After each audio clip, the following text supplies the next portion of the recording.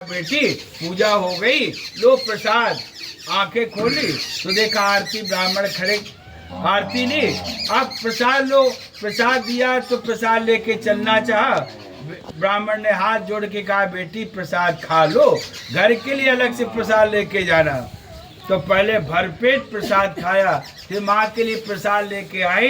तो माँ ने डांट करके पूछा, पुत्रे रात्रो कुतो स्थित्वा किमते मनसि वर्तते, इतनी रात तक तुम रही कहाँ पर। तुम्हें एक चीज याद दिला दें कि यह संसार है, संसार का मतलब है संसरति, सब कुछ सरक रहा है। इति संसारा, संसार उसे कहते जहाँ सब कुछ चल ही रहा है, टिकता कुछ नहीं है। जैसे बाल्यावस्था चली गई, जब बड़ा स्नेह प्रेम लोग देते थे वो चला गया, जवान हुए वो भी चला गया, बुढ़ापा आया वो भी चला जा रहा, धीरे धीरे सब कुछ जा ही रहा है। भले ही तुम फलाने नाम के बने रहो, लेकिन तुम्हारा सब कुछ जा ही रहा है कुछ नहीं तुम्हारे पास, कुछ नहीं टिक रहा है। और तो और सुबह के सूरज जब उदय होते तो लोग कहते हैं कि इस समय सोना नहीं चाहिए, भाग सो जाएगा अगर तुम सो रहे हो, और इस समय उठ जाओ, उठ करके स्नान ध्यान करके भगवान सूर्य को प्रणाम करो। और सूरज वही है जिन सूरज को शाम के समय शास्त्र मना करते हैं शाम को प्रणाम ना करें, सूरज वही है। और तो और कहते हैं कि वही सूरज है जब सर्दी में लगता था कि थोड़ी देर के लिए निकल आए, और गर्मी में लगता है भगवान तन को ना निकलो, है ना। तो बड़ी समस्या है, और निकलो तो धीमे निकलो, इतनी तेज ना करो धूप के हम मर जाएं गर्मी के मारे। सूरज वही है। अब सीधी बात, यहाँ कुछ भी नहीं टिकता है, इसलिए हमें घबराना नहीं चाहिए। और सुख अगर नहीं टिका है तो दुख भी नहीं टिकेगा। हमें धैर्य रखना चाहिए, भगवान से प्रार्थना करना चाहिए। तब बेटी ने कहा हम भगवान से ही प्रार्थना करके आई हैं, ये प्रसाद भी लेके आई हैं। और देखो माँ, बहुत अच्छी पूजा थी। हमने भगवान सत्यनारायण की पूजा में सुना है कि हर प्रकार के मनोरथ पूर्ण होते, और हमने तो ये कह दिया है भगवान हमारे दुख दूर कर दें, हम भी भगवान की पूजा करेंगे। और मेरा भरोसा है कि भगवान हमारे दुख दूर जरूर करेंगे। ऐसे हैं सत्यनारायण भगवान, जो ही सुना तो उसी समय याद आए कि कभी पति ने पूजा करने की हामी भरी लेकिन करी नहीं। आज इसी कारण लगता हमें ये दिन देखने पड़ रहे हैं। अब बेटी आगे पूजा करने की बात करे सो क्या हो, कि अगर न कर पाई तब क्या होगा। तब भगवान से दोनों ने प्रार्थना की, हे भगवान जी हमें पूजा करना चाहिए, हमें पूजा कराने के लिए सामर्थ्य दो, आप हमें आशीर्वाद दो, हमारी मदद करो। पति ने पूजा नहीं की, ये संकट आ गया है। अब कन्या से भी समझाया कि पिताजी ने तुम्हारी पूजा नहीं करी है, इतना बड़ा संकट आ गया, अब क्या होगा। बोले तो गलती हमारी तुम्हारी भी तो है, पिताजी ने नहीं पूजा करी है तो तुम्हें लोग अर्धांगिनी कहते थे ना, माता जी का तुम्हें अर्धांगिनी कहते थे तो तुम्हारा आधा कुछ नहीं जिम्मेदारी बनती है। अर्धांगिनी कहने से ही तुम्हारी जिम्मेदारी बन गई, पूरी हो गई। अर्धांगिनी का मतलब जो पति काम नहीं कर पा रहा उसे पत्नी को करना चाहिए। और फिर हमारी गलती, जो माता पिता काम ना करें उस बेटा को पूजा और पूरा काम करना चाहिए, ये हमारी भी जिम्मेदारी है। इसलिए पिता के संकल्प के कारण हम सबको दुख मिल रहा है। अब माँ, अब संकट भगवान दूर करेंगे, हम पूजा करेंगे। अगले दिन जब भीख मांगने के लिए गई तो भगवान कृपा से बहुत कुछ मिला, उसी से पूजा सामग्री लाके भगवान की पूजा करती है। प्रार्थना की, हे भगवान जी आप हमारे घर में ऐसे ही कृपा बनाए रखना, और पति दमाद सब लोग हो जाएं तब पूजा करने में ज़्यादा अच्छा रहेगा, ऐसे कृपा बनाए रखना। ऐसे प्रार्थना कर रही थी तो भगवान ने पूजा और प्रार्थना से खुश होकर के राजा से कह दिया दोनों को मुक्त कर दो, और उनका धन भी वापस कर देना, और नहीं तो नोचेत सना से श्यामी सराजम धन पुत्रकम, यदि ऐसा न हुआ तो राजपुत्र के सहित तुम्हें नष्ट कर दूंगा। तत्काल बंधन से मुक्त करके वस्त्र आभूषण दे के पहले जो धन लिया था उसका दूना करके उन्हें हाथ जोड़ करके कहा तुम अपने घर घुमाओ। पता नहीं तुम्हारे घर में क्या हाल हो, पहले घर घुमाओ फिर व्यापार करना। अब हम यही चाहते हैं। तो दोनों ने प्रणाम करके घर की तरफ प्रस्थान किया। इति श्री सत्यनारायण व्रत कथा तृतीयोध्याय। सत्यनारायण भगवान की जय।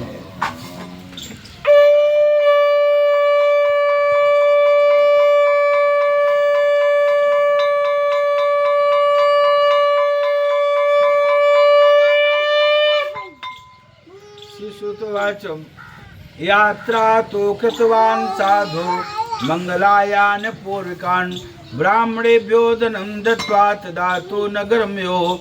श्री सूति बोले हे ऋषियों, साधु बनिया ने मांगलिक कार्य करते यात्रा की। कुछ दूर चलने पर दंडी रूप बनाए भगवान ने साधु से पूछा तुम्हारी नाव में क्या है? तो अवज्ञा करते हुआ उत्तर दिया घास फूस भरा है, लता पत्रादिकम से वो वर्तते तड़ोमो। और आप क्यों पूछ रहे हो? मुद्रा ने तुम की मत्स्यसी, क्या आपको कुछ जरूरत है? लेकिन मेरी मजबूरी है कि मेरे पास कुछ नहीं। घास फूस भरा है, विश्वास ना हो तो दिखा दे। भगवान ने कहा नहीं सत्यम भवतु ते बचा। तुम जो बोल रहे हो बिल्कुल सही बोल रहे हो, कोई बात नहीं। नाव आगे बढ़ी, डगमगा गई। पर्दा हटा के देखा तो हीरा जवाहरात सोना चांदी घास फूस बन गया। देख के बेहोश हो गए। होश आया तो रोना शुरू किया। दामाद जी ने आंखें पोंछते हुए आंसू पोंछते हुए कहा पिताजी गता शोको न कर्तव्यो भविष्यम नैव चिंतित वर्तमानेषु कार्येषु वर्तन्ते विचक्षणा। हमारे गुरुजन कह रहे थे कि जो हो जाए सो हो जाने दो, उसको शोक बैठ के न बनाओ। वर्तमान के अनुसार आगे कदम बढ़ाओ, भविष्य की चिंता करके भी ना बैठो। अब होगा क्या होगा सो देखा जाएगा, लेकिन वर्तमान में तो आगे बढ़ो, अपने आप को संभालो। मतलब बोले अभी झूठ बोला, सामने परिणाम है, उनसे जाके क्षमा मांगो। और क्या ये कह रहा हूँ, जैसे सुना भाग के गए, चरणों में गिर के कहा क्षमस्व चापराधम में यदुक्तम तो सनिधो। हमने निश्चित आपसे झूठ बोला है, आप हम पे खुश हो जाइए। भगवान ने कहा हम यही अब खुश हो गए, कहने की कौन जरूरत है, क्योंकि हम तो उसी को चाहते हैं जो निर्मल बन जाता है। निर्मल कब बनता है? जब आदमी रोता है, हर प्रकार से टूट जाता है, और जब तक वह हंसता मुस्कुराता है तब तक लगता है दुनिया से आशा किए, और जो ही रोता है तो बिल्कुल सच्चा बन जाता है। बस अब कोई बात नहीं। हृदय से लगा करके कहा माँ रो दी मत रो, मम पूजा बहिर्मुखा। तो हमारी पूजा से दूरी बना रहे थे ना, इसलिए तुम्हें कष्ट मिला है। बोलो क्या चाहते हो? बोले भगवान तुम्हारी माया के कारण बड़े बड़े देवता आपको न जान पाए, हम जैसे मूर्ख क्या जान पाएंगे। अब खुश हो जाइए, हम हमारी मदद कीजिए। भगवान ने कहा बोले तुम्हारी मनोकामना पूरी हो, तुम्हारा जो भी मन कर रहा है, धन चाहिए मिल जाएगा, जो भी चाहिए मिल जाएगा। अब जाओ, घबराने की कोई जरूरत नहीं है। इतना कह करके भगवान अदृश्य हो गए। इधर भगवान के अदृश्य होते ही जब साधु बनिया नाव के पास पहुंचा तो लगी हुई भीड़ के पास में देखा कि नाव के पास लोग खड़े हैं। कहे बस थोड़ी देर और है। लगी हुई भीड़ के सामने सबसे कहा देखो भगवान सत्यनारायण ने लिया और भगवान ने हमें सब कुछ वापस कर दिया है। देखो पर्दा हटा करके जैसे पर्दा उठाया सब कुछ ज्यों का त्यों भरा मिला। सब लोग भगवान की जय जयकार करते हुए संकल्प लेते हम भी भगवान की पूजा करेंगे। पता नहीं हमसे कब गलती हो जाए, कब गलती हो गई होगी, इसलिए भगवान क्षमा करें। ऐसा कह करके सब लोगों ने अपने अपने घर में पूजा करी। और पूजा करने के बाद में साधु बनिया भी समझाता है कि देखो जानने अनजाने में हम लोग गलती कर ही देते हैं, हमसे गलती हुई, हमें भरोसा सजा मिल गई। लेकिन भगवान का फिर भी धन्यवाद कि कम से कम उन्होंने हमें स्मरण तो कराया हम तो जाने नहीं पाते। इतना कह करके सबको विदा किया। नगर के निकट पहुंचे तो दूतों ने सूचना दी, तुम्हारे पति दामाद धन जन के सहित आ चुके हैं। सबकी बातें सुन के लगा ये सब हमारी मजाक कर रहे, हंसी कर रहे, परिहास कर रहे हैं। तो बस वहीं पूजा छोड़ी। बेटी ने कह दिया चलते हैं, देख आते हैं। और जैसे पूजा दूरी छोड़ के गए तो वहाँ समाचार मिला नाव पलट गई, फिसल गया होगा पाँव, तो दामाद भी डूब गए, सब गड़बड़ हो गया। कन्या ने कहा, हे विधिनाथ और कहा बिगारा, जो ऐसे आयु में दुख डारा, बिन पति कर मोर कहाँ ठिकाना, एते तो अच्छा मर जाना। और जब मरने का लक्ष्य बना लिया, मुझे मरने के अलावा कुछ नहीं अच्छा लग रहा है, तो माँ पिता और वहाँ जितना भी समुदाय था सब लोग बोले कि भगवान जी से कोई अपराध हो गया है, भगवान जी का कोई अपराध हम लोग कर बैठे हैं, अब क्या हुआ पता नहीं, चलो भगवान का स्मरण करो। इतनी जल्दी घबराने की जरूरत नहीं है, भगवान से प्रार्थना करो, भगवान से अपनी बात कहो। जो ही सबने कहा तो सब लोगों के सामने भगवान ने आकाशवाणी के द्वारा उत्तर दिया। पूजा करते हुए अधूरी छोड़ के यहाँ आई है, इसलिए इसे पूजा का ये सजा मिली है। उसका दामाद डूबा है, जाओ पूजा करके वापस आओ, उसका सब कुछ वापस मिल जाएगा। घर जा कर के पूजा करके और जो वापस आए तो सज्जनों के बीच में पति भी मिला और नाव भी धन धान से परिपूर्ण ऊपर आ गई। सब लोग भगवान का धन्यवाद स्मरण करते हुए अपने अपने घरों में गए और सबने संकल्प लिया, हर पूर्णिमा से हर अमावस्या को हम पूजा करेंगे। बहुत खर्च करते हैं, कुछ तो हम भगवान के लिए खर्च करेंगे। बस साधु बनिया ने कहा, मेरा जीवन जब तक रहेगा तब तक हर पूर्णमासी, हर अमावस्या, हर संक्रांति पे हम पूजा करेंगे, अब नहीं छोड़ेंगे पूजा। और करते रहे। जीवत सकल जन्म फल पाए, अंत अमर पति सदन सिधाए। जब तक ये भगवान की पूजा करते हुए सुख लेते हुए अंत में भगवान का धाम प्राप्त किया। इति श्री सत्यनारायण व्रत कथायाम चतुर्थो अध्याय। बोलो सत्यनारायण भगवान की जय।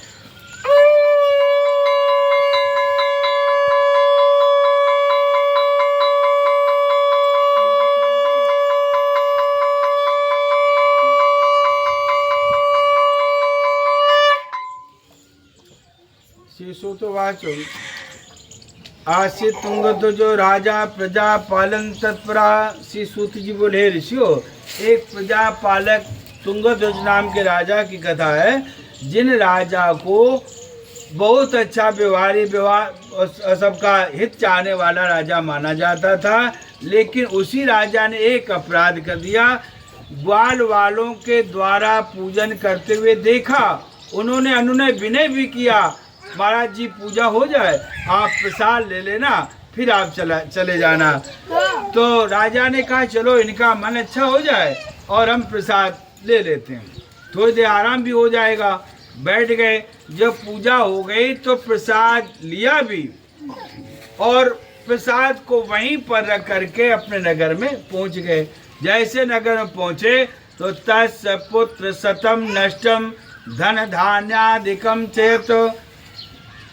अब राजा के मन में पंडित जी हमको पेशाब हो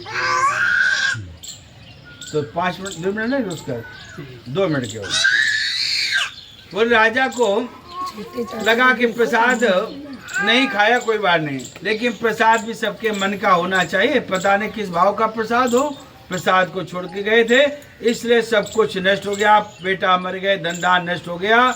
और जब जाना कि भगवान ही कर सकते हैं, इसलिए भाग के गए। और उनकी शरण में जाने के बाद में उनकी साथ में बैठ के जब पूजा की, प्रार्थना की, वापस आने पर सबने समझाया, चिंता न करना, भगवान बहुत दयालु है। वापस आके सब कुछ देख लिया, सब कुछ पुनः वापस हो गया।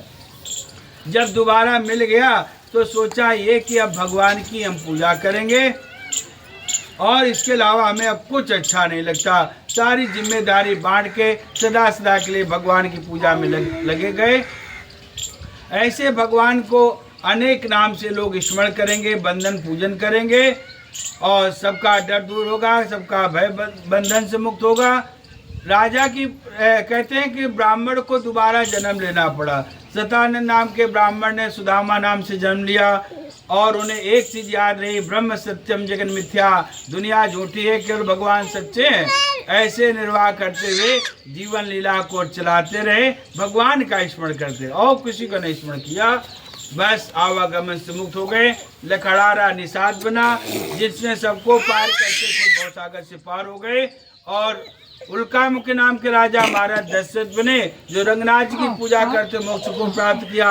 साधु बनिया कहते हैं कि मोर ध्वज नाम से जाना गया। जाओ चढ़ा दो, पैर छू लो, बच जाओ।